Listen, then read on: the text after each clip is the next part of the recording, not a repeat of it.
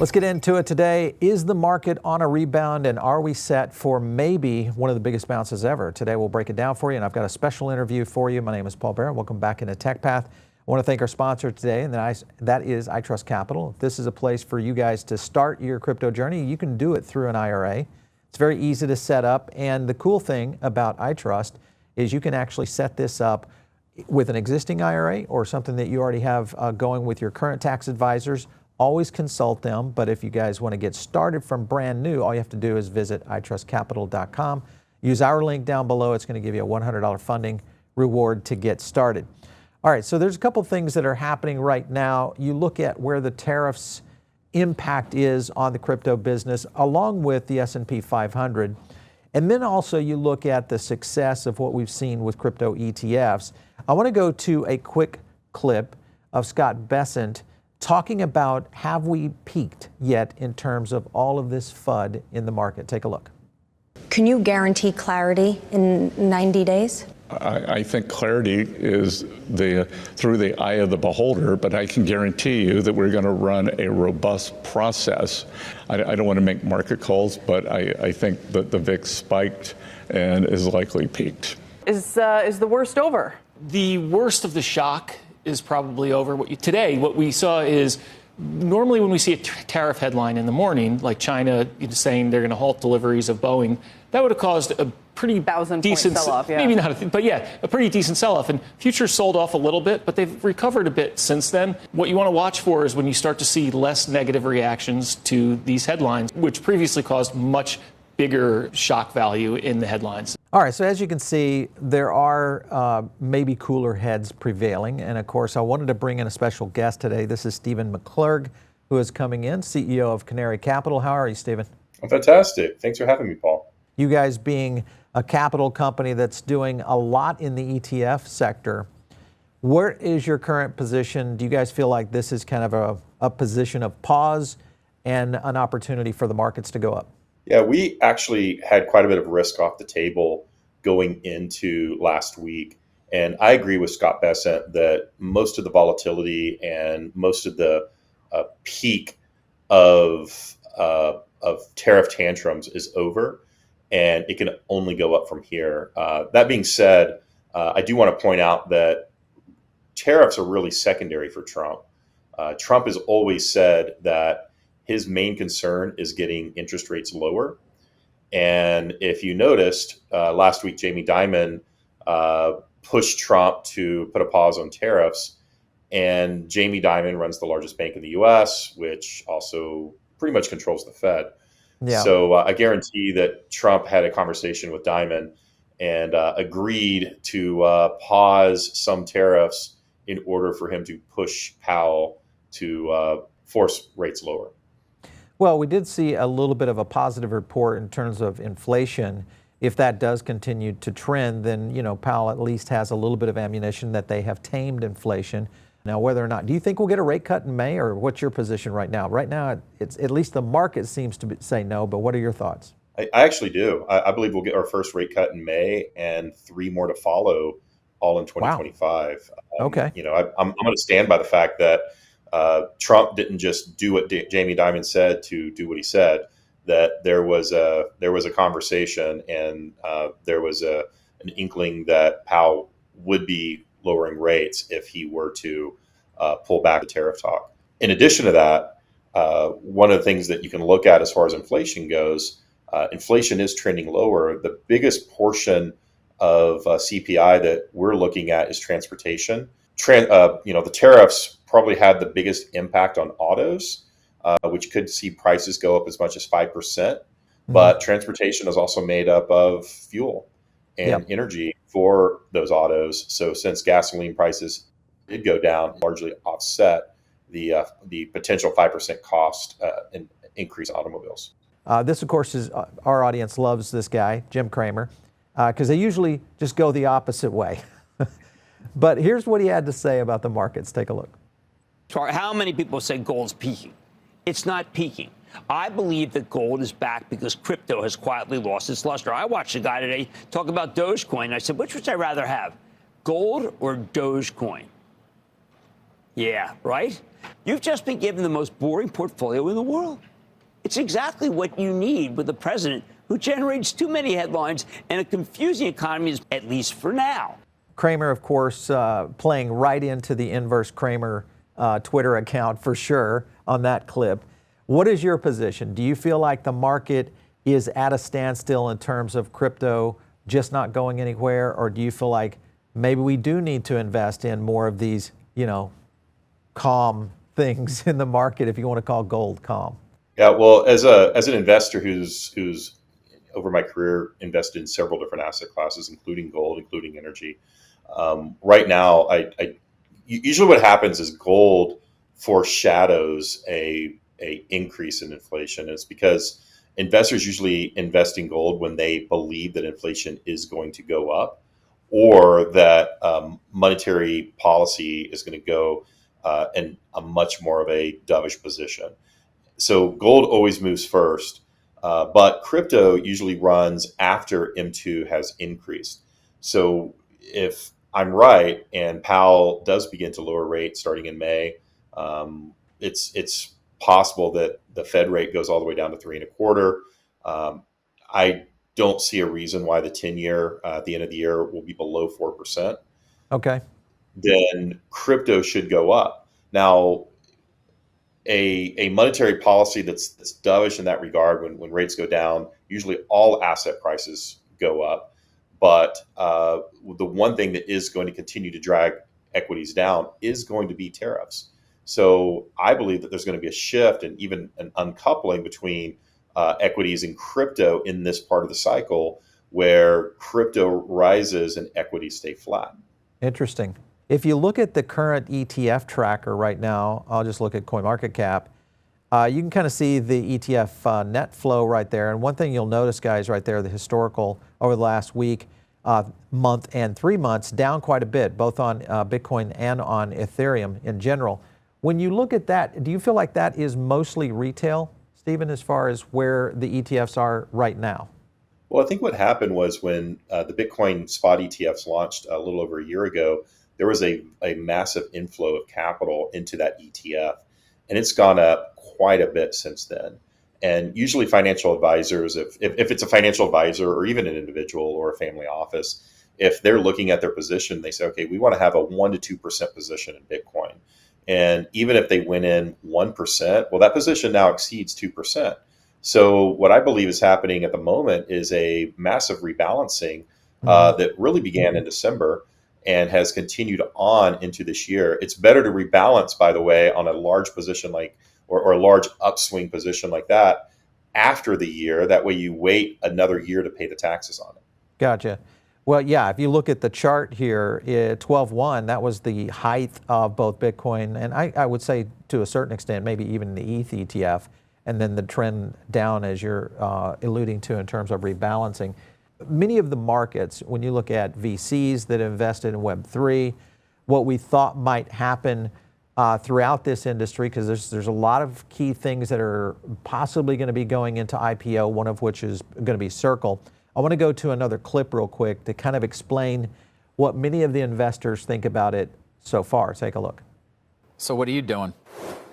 Well, luckily for me, I mainly invest in early stage technology companies that are private. It's not an easy environment for them either, no, though. Not at all. It's basically 4 years of no liquidity in venture capital at all. And the thought was that the combination of the election of Trump and the reduction of interest rates was going to make 2025 the year where liquidity finally started to happen, both IPOs and M&As. That's not really the case. We had two portfolio companies, StubHub and Circle, that had announced IPOs that now have them somewhat on hold. Number two, I haven't had a single conversation about investing in a new startup or working with a startup, even really early stage companies, where tariffs now doesn't come into play, where their supply chain doesn't come into play. Usually speaking, you're trying to figure out what are the most innovative companies. Tariffs shouldn't be a big part of that equation, but they now are. Because he's talking about liquidity, all right? The lack of being able to exit some of these companies where VCs and high net worth individuals can start to make that that capital start to go to work elsewhere, which could go into risk markets.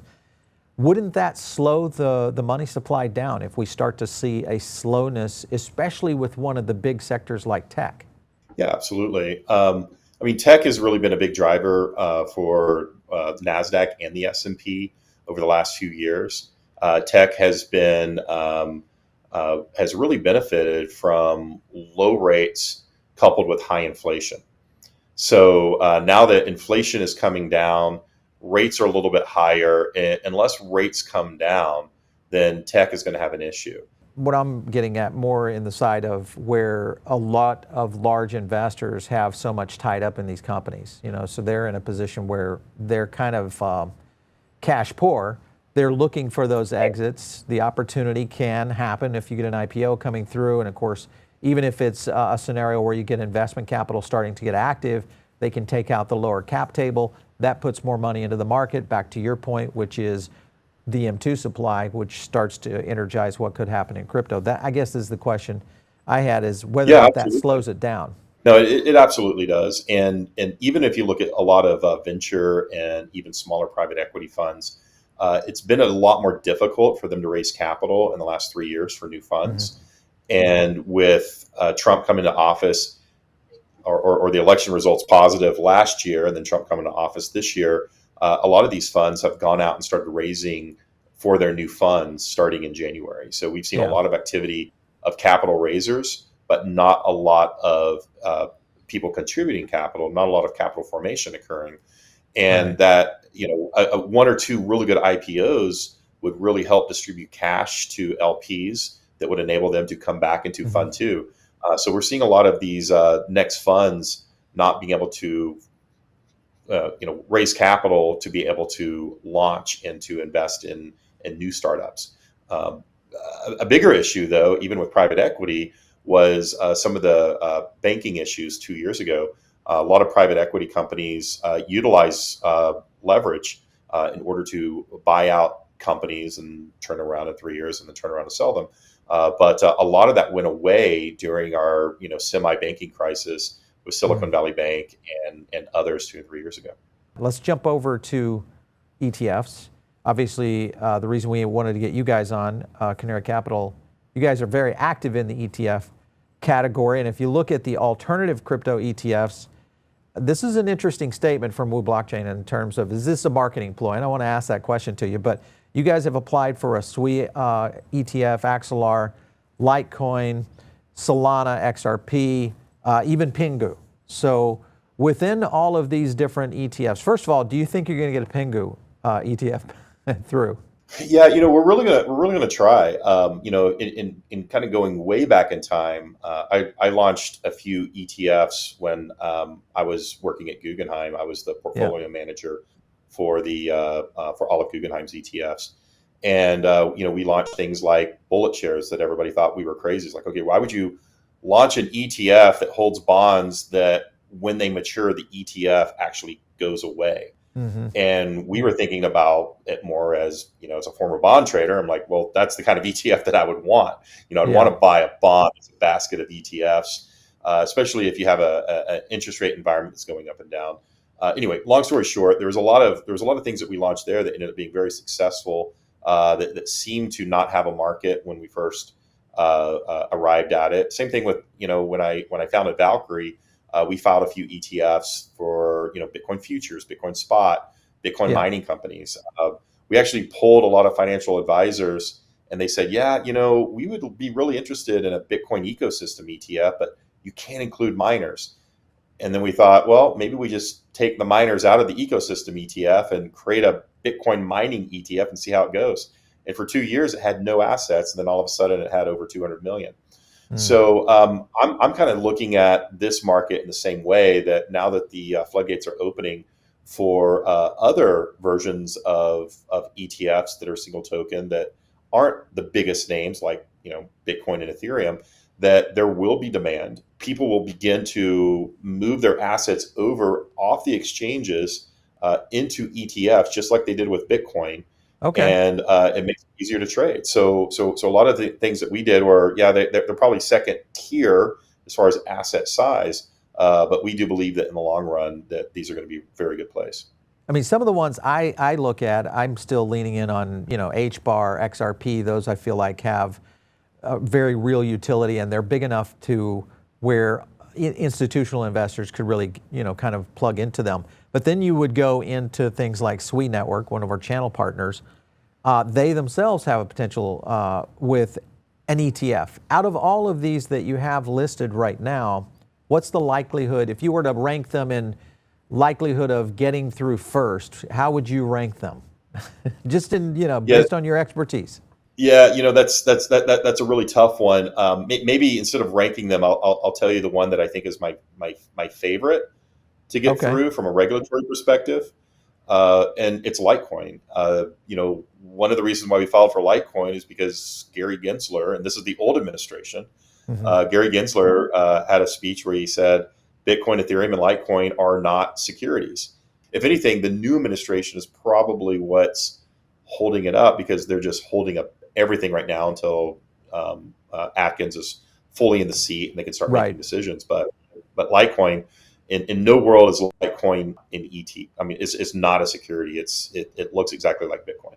Well, I mean, you also have all the legal positions now that have been as a basis of law for XRP as well that would flow into that. So, which I still believe XRP is going to be the first ETF we see next after Ethereum. Many people would say maybe Solana could possibly be there. I know you have some positions on Solana, but if you look at what CoinDesk is stating, XRP and Solana are leading candidates for the U.S. spot ETF approval, mainly because of liquidity. Out of Solana and XRP, which one of those do you think might fall in favor of the SEC first? Yeah, that's a really good question. I'm gonna go with XRP for a number of reasons. Okay. I think XRP, you said it. It's enterprise value, it's financial system value, and the courts ruled that it's not a security. That makes it easy. So XRP is a favorite for all of the above. Let's get into. And by the way, I agree with HBAR as well. HBAR is a great one. It's same thing. Listen, there's quite a few projects I think here in the United States that will end up a year from now. I think we'll look back on this and see a lot of new ETF products in the market, many of which we will have known, because of much of what our community has been tracking around several of these, including XRP, Ripple, what their expertise is around, as well as HBAR. We've had them on the show many times. I wouldn't be surprised if we see others, obviously Sui Network and maybe even Solana starting to make their ways into that. And those, to me, have a really good appeal from the retail side. And this is where I want to go into your argument, and that was based on your tweet right here. And you went over to ETH Denver, and basically you were kind of challenging the point of maybe ETH has lost its usefulness. And when you look at that on the ETH developers, obviously Solana also was kind of bagged into this as well. What was your position beyond what you were talking about in this tweet that would make you think that ETH and Solana would not necessarily be in this cycle as high-performing assets? Yeah, I'm seeing more people exit the ETH community as either developers or enthusiasts in pretty large droves. I'm also seeing a lot of projects move off of ETH onto new networks like Sui, for instance. I'm not seeing a lot more. There were a lot moving from ETH to Solana. I'm not seeing that as much, and maybe I'm wrong, but I am seeing them skip over Solana and go straight into things like Sui. And that's really on the more open source networks that I'm talking about here.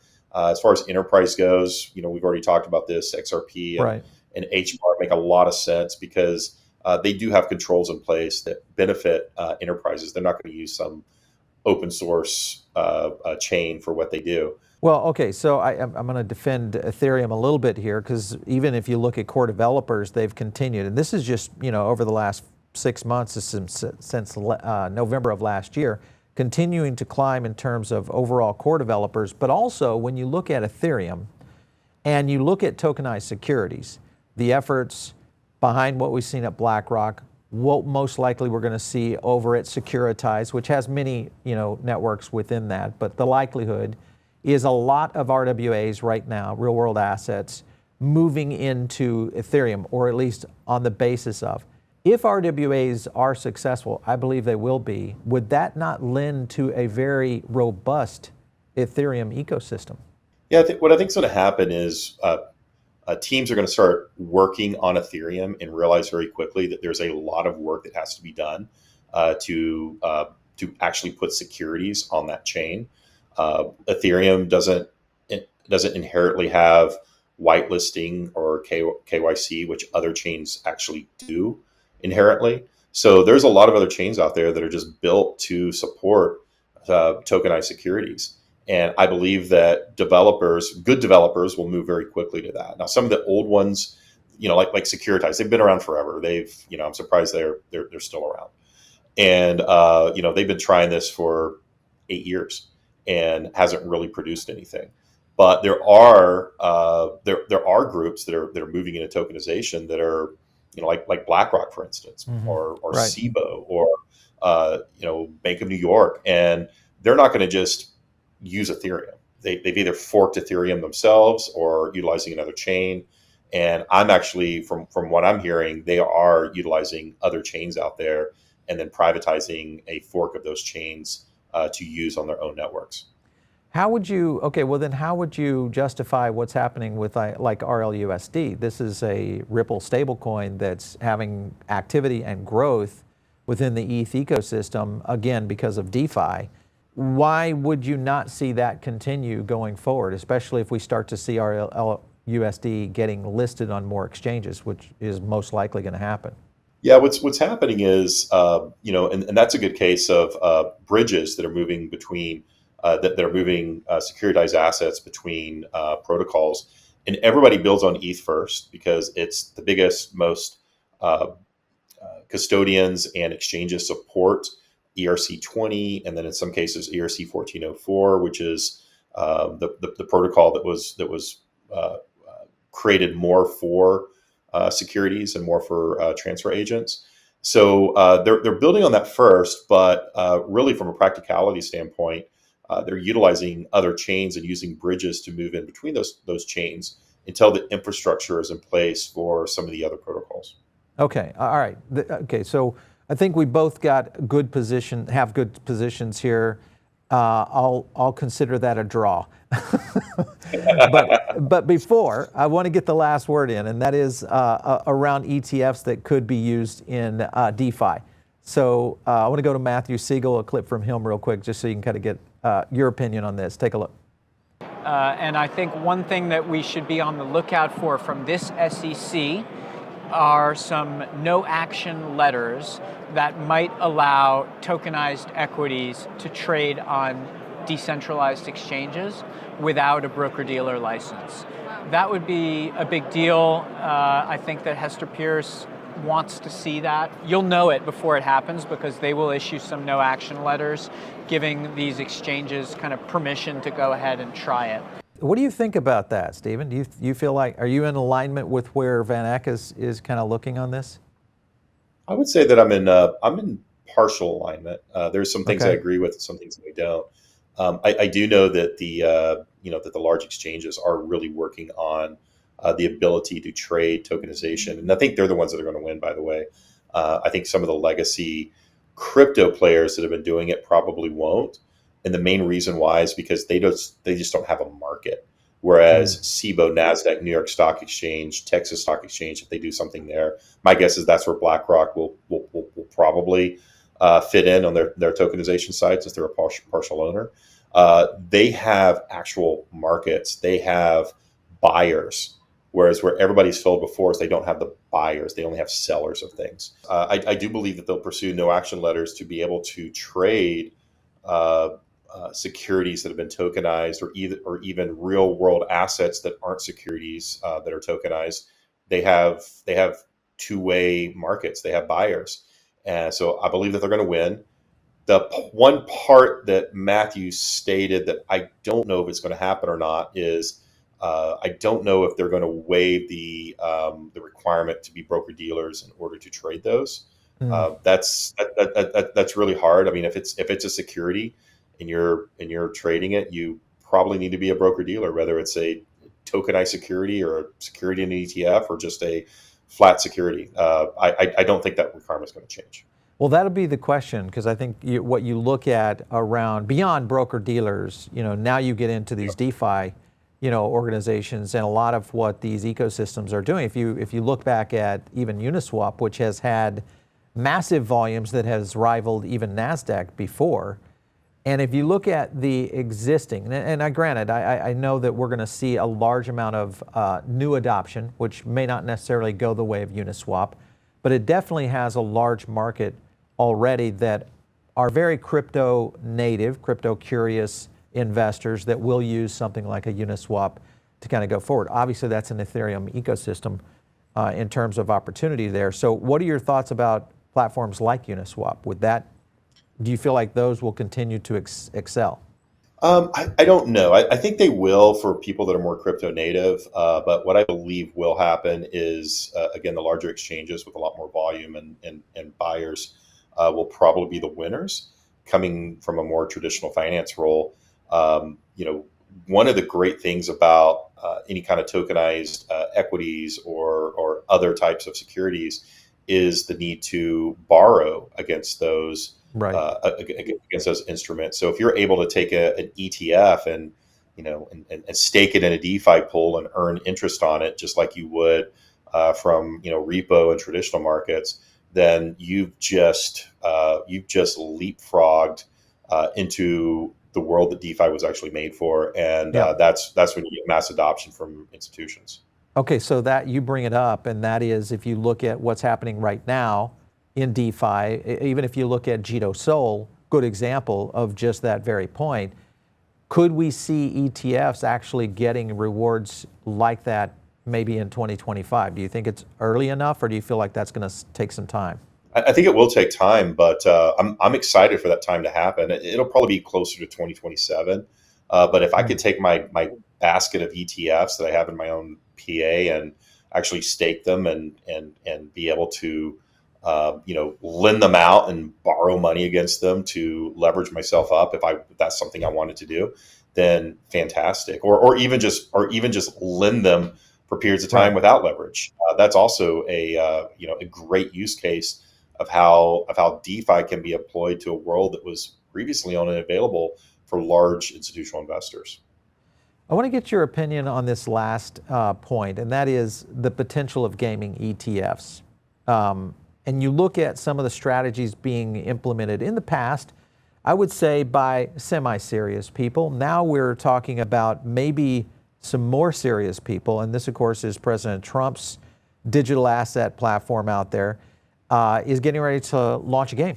And he likes Monopoly, so it's going to be a Trump-branded crypto game. It's going to have a Monopoly-like feel. He's probably going to have many of the NFTs and other assets within this. So could this be something that could actually get mainstream adoption and possibly get a gaming ETF brewing out there in the market? What are your thoughts? I'm really hesitant when anybody pushes either a gaming or even an AI-focused blockchain, just because I feel like the blockchain itself would slow down both of those activities to a point to where in gaming it wouldn't be fun, or in AI it wouldn't be practical. It's almost like it's like putting a train on the road and hoping that it'll go faster. It'll move faster on train tracks. So it doesn't really work, in my opinion. I've seen a lot of people pursue it, a lot of games being launched on the blockchain, but the speed and I really don't see it working.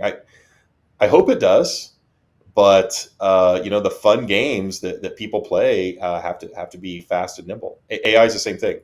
You slow it down with the blockchain, and all of a sudden it can't process data at speeds that, say, ChatGPT can. Well, we'll definitely find out if it's going to work, because obviously there's a huge test right now going on with Off the Grid, obviously that being in the Avalanche ecosystem. They themselves in a very unique position in terms of blockchains because of their L1 strategy and what that might look like. So it will be cool to watch. But don't you think investors would want an ETF on gaming, just like any other kind of gaming sector out there? Oh, absolutely. I mean, investors love ETFs and the next hot thing. And if there was a potential that gaming was the next hot thing in blockchain, I think money would pile in. Would it practically work? I don't know. Well, that's all early stage tech. You know, you look at the evolution of almost any bell curve. It's a little clunky in the beginning. Eventually, developers find their way to a market, and if it's a good enough product, it always seems to find its way to a market. Stephen, it has been great having. Yeah, it's been great having you on. We'll definitely have you back. I love your answers, and I love your position, which is sometimes against what I'm thinking, but that's the point of a conversation. So we love to have people like you on the show. Thanks for coming in today. We appreciate it. Hey, thank you, Paul. I really enjoyed Excellent. being here. You bet. All right, you guys, if you are not in the Diamond Circle, get in right now. It's our own private member group, and it's absolutely free. You get an email from me about once a week. It's a pretty cool one, too. We break down some of the things I'm doing in the markets, what I see out there in terms of trends. And many of the things come from our own research team, just in what we're doing, because there's so much here on the show that we don't actually get to talk about that we do research on. So join the Diamond Circle. Of course, follow me out there on X, @PaulBaron. We'll catch you next time right here on TechPath.